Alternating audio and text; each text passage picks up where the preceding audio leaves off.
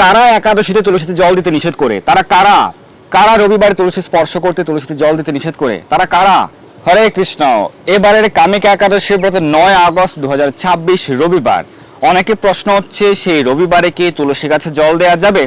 তুলসী কি স্পর্শ করা যাবে? এই ধরনের প্রশ্ন আমরা পেয়েছি। আরো প্রশ্ন পেয়েছি যে একাদশীর পর দিন তাহলে সোমবার পড়ছে, শ্রাবণ মাসের সোমবার যারা ব্রত পালন করবেন তারা একাদশী ব্রতের পালন কিভাবে করবেন? আজকে আমরা সেই বিষয়গুলো নিয়ে আলোচনা করব। প্রথমত হচ্ছে এই কামিকা একাদশী অত্যন্ত মাহাত্ম্যপূর্ণ শ্রাবণ মাসের কৃষ্ণপক্ষের একাদশী। পৃথিবীর বেশিরভাগ স্থানেই ব্রত পালন করতে হবে 9 আগস্ট 2026 রবিবার। ভারত, বাংলাদেশ সহ এশিয়া মহাদেশের সকল দেশে, মধ্যপ্রাচ্যের সকল দেশে, ইউরোপের সকল দেশে, আফ্রিকার সকল দেশে, অস্ট্রেলিয়াতে ব্রত পালন করতে হবে রবিবার 9 আগস্ট 2026 রবিবার। তো আপনারা সকলে সঠিকভাবে পালন করবেন এই কামিকা একাদশী ব্রত। আর কামিকা একাদশী ব্রতের মাহাত্ম্য কথা, ব্রতের সারা বিশ্বের পালনের সময়সূচি আমরা কিন্তু গত আলোচনায় প্রদান করেছি। যাদের পালনের সময় প্রয়োজন আমাদের গত আলোচনাটি দেখে নেবেন। তো এই কামিকা একাদশী ব্রতের পর দিন আপনি পালন করবেন, ভালো কথা। কিন্তু অনেকে শ্রাবণ মাসের সোমবার ব্রত পালন করছেন, তারা ভাবছেন যে কিভাবে একাদশী ব্রতের পালন করব। তাহলে একাদশী ব্রত পালন করব নাকি করব না, এই নিয়ে দুশ্চিন্তায় রয়েছে। অবশ্যই সকলকে একাদশী ব্রত পালন করতে হবে, এই নিয়ে কোনো ছাড় নেই। একাদশী ব্রত নিয়ে কোনো শাস্ত্রে কোনো ছাড় দেওয়া হয়নি। স্বয়ং শিব ঠাকুরের নির্দেশ অনুযায়ী সকলকে একাদশী ব্রত পালন করতে হবে। যারা শিব ঠাকুরকে মানেন না তারা একাদশী ব্রত পালন করেন না, কারণ শিব ঠাকুরকে মান্য করতে গেলে অবশ্যই একাদশী ব্রত পালন করতে হবে, কারণ এটি শিব ঠাকুরের নির্দেশ। এবং এই সম্পর্কে বহু শাস্ত্রপ্রমাণ আলোচনা কিন্তু আমাদের চ্যানেল রয়েছে, আপনারা দেখে নেবেন। তো সেই কারণে একাদশী ব্রত আপনি অবশ্যই পালন করবেন রবিবার। তাহলে সোমবার আপনি কিভাবে ব্রতের পালন করবেন? কারণ পরদিন শ্রাবণ মাসের সোমবারে অনেকে ব্রত পালন করে থাকেন শিব ঠাকুরের সন্তুষ্টি বিধানের জন্য। শ্রাবণ মাসের সোমবারের ব্রতের যে মাহাত্ম্য, কিভাবে পালন করতে হয়, শ্রাবণ মাস থেকে যারা 16 সোমবার ব্রত পালন করতে চান, শুরু করতে চান, সেক্ষেত্রে কোন দিন থেকে শুরু করতে হবে, কোন সোমবার থেকে কিভাবে শুরু করতে হবে, সেই সম্পর্কে কিন্তু আমরা আলোচনা করেছিলাম গত সপ্তাহে। আমাদের আলোচনাটি আপনারা দেখে নেবেন। তো পালন কিভাবে করবেন? যারা রবিবার একাদশী ব্রত পালন করছেন, সোমবারও যারা শ্রাবণের সোমবার ব্রত পালন করতে চাচ্ছেন তাদের ক্ষেত্রে বলছি, সকলের ক্ষেত্রে নয়। কারণ যারা আন্তর্জাতিক কৃষ্ণ ভাবনামৃত সংঘ ইসকনে রয়েছেন, বা গৌড়ীয় ভক্তগণ, বা অনেক বৈষ্ণবগণ, তারা কিন্তু অনেকেই শ্রাবণ মাসের সোমবার ব্রত আলাদাভাবে পালন করেন না। তাদের ক্ষেত্রে কোনো সমস্যা নেই, স্বাভাবিকভাবে একাদশীর পালনের সময় আপনি ব্রতের পালন করে নেবেন, হয়ে গেল। কিন্তু যারা আলাদাভাবে শ্রাবণ মাসের সোমবারেও ব্রত পালন করতে চান, তারা অনেকে রিকোয়েস্ট করেছেন, অনেকেই প্রশ্ন করছেন এই বিষয়টা আলোচনা করার জন্য। তাদের জ্ঞাতার্থে আজকের আলোচনা, তাদের সুবিধার্থে, যাতে তারা সঠিকভাবে ব্রতটি পালন করতে পারেন। তো আপনারা একাদশী ব্রত পালন করবেন রবিবার। আর একাদশী ব্রতের পর দিন, রবিবারের পর দিন সোমবার, আপনারা যে পালনের সময় রয়েছে একাদশী ব্রতের পালনের সময়, এই সময়ের মধ্যে আপনারা কয়েক দানা অন্ন গ্রহণ করে আপনারা একাদশী ব্রতের পালন করে এরপর পরবর্তী উপবাসটি করতে পারেন। এটি একটি বিধি। আরেকটি হচ্ছে একাদশী ব্রতের পালনের সময় আপনি ভগবানের চরণামৃত, তুলসীপত্র সহিত চরণামৃত এবং জল গ্রহণ করতে পারেন। এরপর আপনি পরবর্তী উপবাস করবেন, এরপর একসঙ্গে পালন করবেন। তো এই দুটো বিধি রয়েছে, এর মধ্যে যে কোনো একটি বিধিতে আপনি একাদশী ব্রতের পালন করতে পারেন। একাদশী ব্রতের পালনের সময়ের মধ্যে চরণামৃত জল গ্রহণ করা, এরপর সোমবারের ব্রত, এরপর একসঙ্গে পালন করা অন্ন আদি গ্রহণ করে সোমবার ব্রতের পর, অথবা কয়েক দানা অন্ন গ্রহণ করা, একাদশীর পালনের সময়ের মধ্যে কয়েক দানা, 1-2 দানা অন্ন গ্রহণ করা, এরপর পরবর্তী উপবাস করা, এরপর একসঙ্গে পালন করা। এই দুটো বিধিতে আপনি ব্রতের পালন করতে পারেন, একাদশী ব্রতের পালন করতে পারেন। কারণ শাস্ত্রে রয়েছে, বেদে উল্লেখ রয়েছে, জল গ্রহণ দ্বারা উপবাসও হয়ে থাকে, ব্রতের পালনও হয়ে থাকে।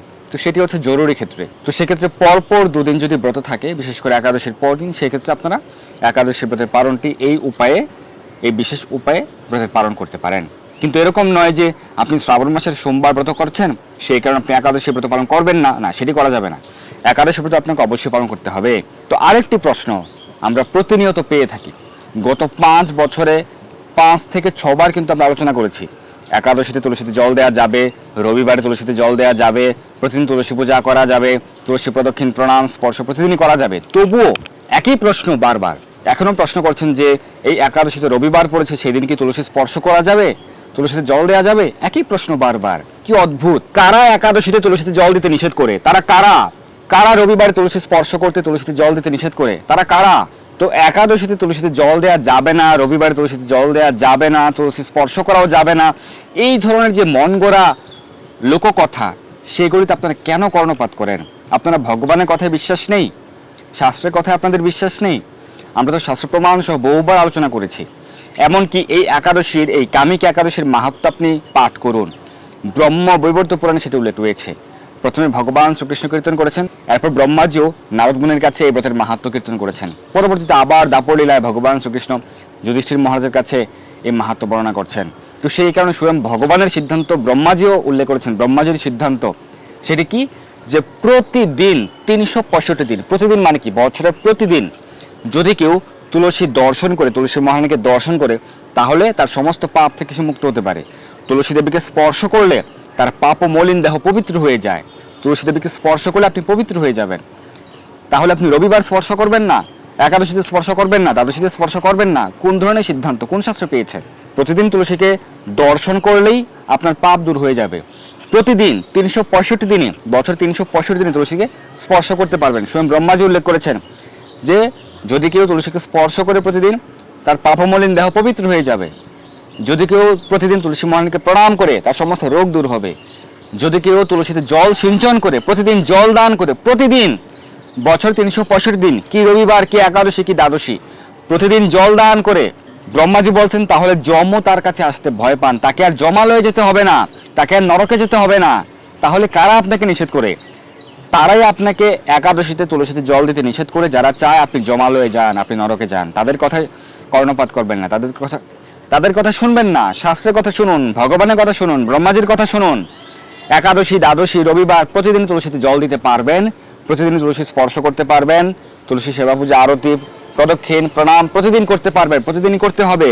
কিন্তু শুধুমাত্র তুলসী পাতা চয়ন করা, তুলসী পত্র চয়নের ক্ষেত্রে দ্বাদশীতে করা যাবে না।